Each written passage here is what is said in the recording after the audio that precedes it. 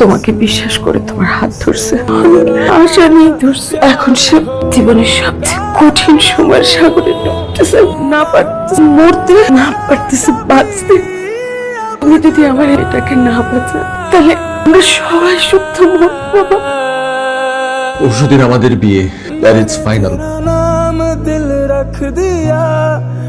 বাবা, আমি তোমাকে একটা কথা বলতে চাই। বলো। তুমি যদি আমাকে সাপোর্ট না করো, আমাকে হেল্প না করো, তাহলে আমি নিজ থেকে আলোকে বিয়ে করে দেব। জীবন একটাই, আমি নিজেকে ঠকিয়ে বাকিটা জীবন অশান্তিতে থাকতে চাই না। তুমি তো আমাকে চেনো, আমার মান সম্মান নষ্ট হবে এমন কোনো কাজে আমি হতে দেব না। এর জন্য যা যা প্রয়োজন নিতে হবে। আমি যদি চাই, তুমি আমাকে আটকাতে পারবে? বাবা, বিয়েটা তো আমার, সিদ্ধান্ত তুমি নিচ্ছ কেন?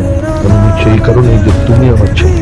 আমাকে না জানিয়ে মেয়েটাকে তুমি বিয়ে করতে পারো, কিন্তু ওকে তুমি বাঁচিয়ে রাখতে পারো। প্রয়োজনে বস্তির মেয়েটাকে আমি গুলি করে মারবো। এত দেরি করছে কেন? রাত তো অনেক হলো, তুই একটা কল দে না ওকে।